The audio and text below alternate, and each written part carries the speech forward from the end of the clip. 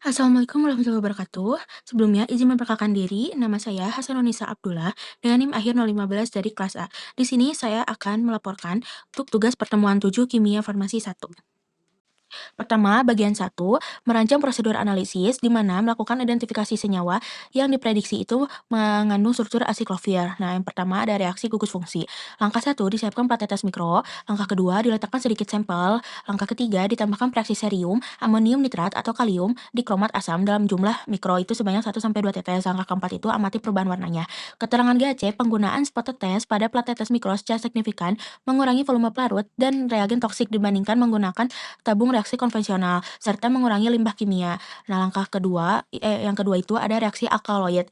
Nah, langkah pertamanya dilarutkan sedikit sampel dalam reagen encer, seperti HCl 0,1N. Langkah kedua ditambahkan reaksi Dragendorf atau Mayer secara perlahan, sebanyak 1-2 tetes. Langkah ketiga, amati terbentuknya endapan. Jika warna jingga atau coklat itu untuk Dragendorf, warna putih kekuningan itu warna untuk Mayer. Keterangan GAC-nya itu mengganti pelarut organik toksik dengan pelarut asam encer berair sebagai media reaksi, serta menggunakan skala mikro untuk uji kualitatif. Yang ketiga itu ada spektrofotometri UV visible, itu langkah kesatunya ditimbang sampel dalam jumlah minimal, misal 5-10 mg. Terus larutkan sampel menggunakan pelarut ramah lingkungan seperti etanol atau air suling ke dalam labu ukur. Langkah ketiga dilakukan pengenceran bertingkat hingga konsentrasi masuk dalam rentang hukum Lambert-Beer. Langkah keempat itu diukur absorbansinya pada rentang panjang gelombang 200-400 nm menggunakan kuvet kuarsa. Keterangan GAC-nya, pemilihan pelarut yang aman seperti air atau etanol, menghindari penggunaan pelarut organik berbahaya seperti metanol atau kloroform. Nah, selanjutnya, yang keempat itu ada secara spektrofotometri inframerah. Langkah pertama, siapkan alat spektrofotometer FTIR dengan aksesoris ATR. Langkah kedua, diletakkan serbuk sampel murni secara langsung di atas kristal ATR tanpa perlu dicampur dengan KBR. Langkah ketiga, tekan sampel dan lakukan pemindaian spektrum IR. Nah, keterangan GAC-nya itu, metode FTIR ATR adalah metode analisis hijau yang sangat ideal karena bersifat non-destruktif sama sekali, tidak memerlukan pelarut atau preparasi KBR, dan tidak menghasilkan limbah. Selanjutnya, bagian 2 itu interpretasi data dan membuat kesimpulan. Nomor satunya itu, ada apoteker ingin memastikan mutu bahan baku asam benzoat dengan metode yang digunakannya itu spektrofotometri UV. Nah, prosedurnya itu sampel dilarutkan dengan etanol dan dilakukan pengenceran hingga konsentrasi 10, lalu diukur dengan spektrofotometri UV visible pada panjang gelombang 200-400 nm. Pertanyaannya, nomor yang A itu jelaskan prinsip analisis kualitatif spektrofotometri UV visible. Prinsipnya itu didasarkan pada penyerapan radiasi elektromagnetik di daerah ultraviolet dan visible 200-400 nm oleh molekul asam benzoat. Gugus kromofor itu cincin benzen terkonjugasi dengan gugus karboksilat.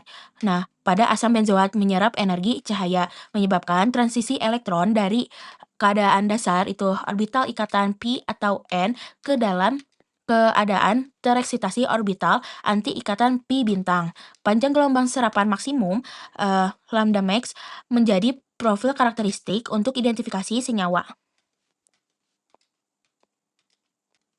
Yang B itu tanggapan dan kesimpulan dari spektrum.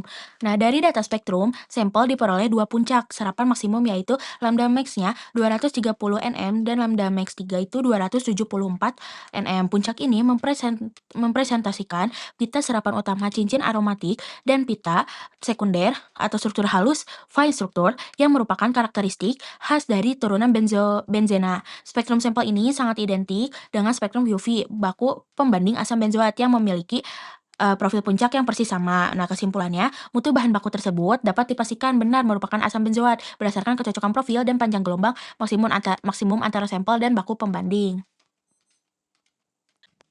Nah, yang kedua itu bagian 2 nomor 2 itu Anda melakukan analisis bahan kimia, obat yang akan mungkin ditambahkan ke produk jamu Asmagon. Terus metode yang digunakan itu menggunakan spektrofotometri UV visible. Prosedurnya itu jamu diekstraksi dengan pelarut metanol, terus ekstraknya di ECC dengan kloroform.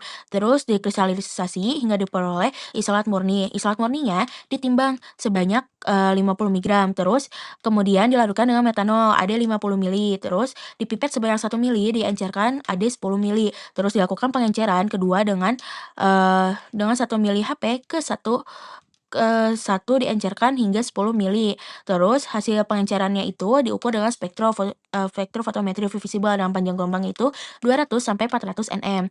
Terus dengan panjang selnya itu 1 cm diperoleh spektrum sebagai terlampir. Terus dari hasil MS-nya itu diperoleh bobot molekul senyawa itu sebesar 198. Sedangkan hasil spektra UV visible-nya diperoleh lambda max-nya itu 274,7 nm dan max-nya itu 0,5. Nah, berapakah nilai Euromax tersebut? Terus transisi apa yang mungkin terjadi dan gugus apa yang mungkin dapat diduga dari nilai Euromax? Yang pertama itu dihitung faktor pengencerannya, itu timbang 50 mg ada 50 mili dengan konsentrasi berarti 1000 ppm atau 1 mg per ml. Terus pipet 1 mili ada 10 mili hingga konsentrasinya itu 100 ppm. Terus selanjutnya pipet 1 mili tadi ada 10 mili hingga konsentrasi 10 ppm sama dengan 10 mikrogram per ml. Terus data pengukurannya konsentrasinya itu 10 mikrogram per ml sama dengan 10 kali 10 pangkat minus 3 gram per liter. Terus berat molekulnya itu sebesar 198 gram per mol. Terus absorbansinya 0,5. Terus tebal kuvetnya itu 1 cm. Terus lambda max-nya 274,7 nm. Perhitungannya itu konsentrasi molar rumusnya C per BM berarti 10 kali 10 pangkat min 3 gram per liter dibagi 198 gram per mol dihasilkan 5,05 kali 10 pangkat min 5 mol per liter. Nah, berdasarkan hukum lambat Beer-nya, rumusnya itu Euromax itu sama dengan A dibagi B dikali M. Nah, berarti 0,5 dibagi 1 cm dikali 5,05 kali 10 pangkat min 5 mol per liter dihasilkan 99,01 liter mol per mol cm. Nah, transisi dan dugaan gugusnya itu nilai Euromax sangat besar. Lebih dari 10.000 dan serapannya itu di atas 250 nm menunjukkan adanya transisi elektron dari pi ke pi bintang yang kuat. Ini mengindikasi bahwa senyawa tersebut memiliki sistem kromofor terkonjugasi yang panjang seperti cincin aromatik benzena yang berikatan dengan gugus ausokrom seperti OH atau NH2. Selanjutnya, bagian 2 nomor 3 itu pertanyaannya seorang apoteker sedang menganalisis bahan baku kloramfenikol. Jawabannya itu yang ada pada tabel. Pertama itu struktur kimia, hasilnya terlampir. Terus literatur dan interpretasinya itu ada gugus fungsi. Yang pertama ada gugus nitroaromatik, amida sekunder, klorida alkil, alkohol primer, dan alkohol sekunder. Terus golongan senyawanya termasuk antibiotik turunan dikloroasetamida. Referensi dari FI edisi 6 tahun 2020. Kedua, pemeriksaan organoleptik. Hasilnya, serbuk hablur berwarna putih kecoklatan, agak higroskopis, rasanya pahit, tidak berbau. Terus kepada literatur, itu serbuk hablur halus, putih sampai putih kelabu, atau putih kekuningan, rasanya sangat pahit. Interpretasi hasil pengamatan sesuai dengan literatur. Referensinya dari FI edisi 6 tahun 2020. Terus ketiga, jarak lebur itu hasilnya 150 sampai 151 derajat Celcius. Keterangannya murni karena jarak lebur sempit dan masuk dalam rentang literatur. Pada literaturnya itu sekitar dari 149 sampai 153 derajat Celcius. Referensinya dari FI edisi 6 tahun 2020.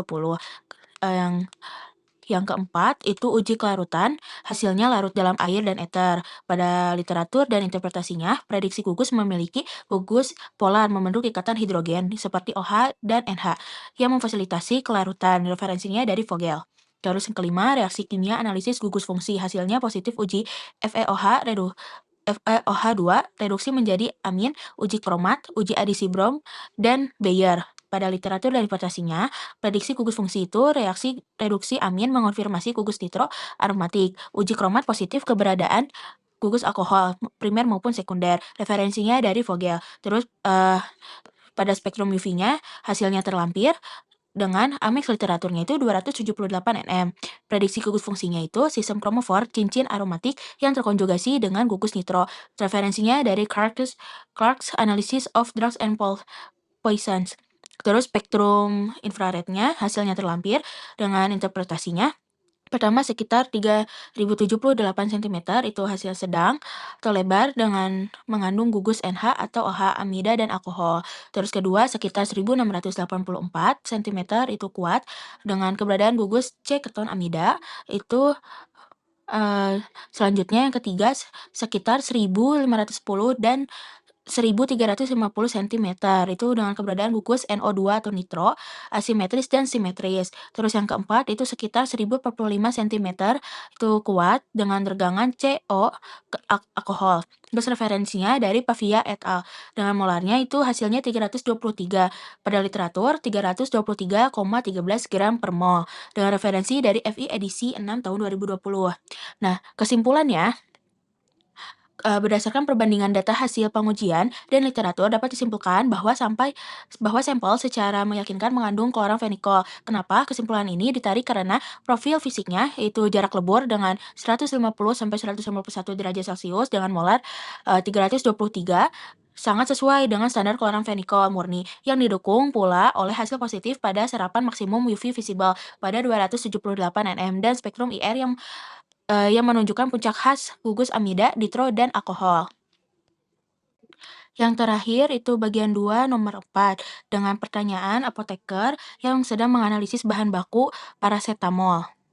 Nah, dengan jawaban yang ada pada tabel pertama itu struktur kimia dengan hasilnya terlampir, terus literatur dan interpersepsinya, tugas fungsinya itu ada fenol dan amida sekunder, golongan senyawanya analgesik dan antipiretik, terus referensi dari FI edisi 6 tahun 2020. Kedua, pemeriksaan organoleptiknya hasilnya serbuk hablur berwarna putih kecoklatan, terus agak higroskopis, rasanya pahit dan tidak berbau. Terus pada literatur itu, serbuk hablur, putih, tidak berbau, rasa sedikit pahit. Referensinya dari FI edisi 6 tahun 2020. Ketiga, itu jarak lebur, hasilnya 170 sampai 171 derajat Celcius. Dengan pada literatur itu, jarak lebur paracetamol murni adalah sekitar 168 sampai 172 derajat Celcius. Referensinya dari FI edisi 6 tahun 2020.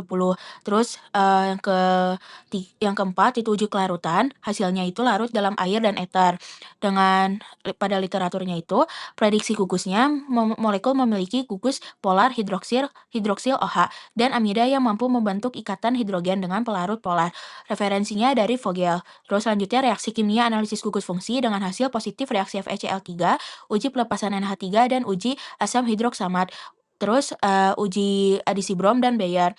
Pada hasil interpretasinya juga itu prediksi gugus fungsinya itu reaksi FeCl positif gugus fenol, uji asam hidroksamat dan pelepasan NH3 mengonfirmasi gugus amida. Referensinya dari Vogel. Pada selanjutnya spektrum UV dengan hasilnya terlampir.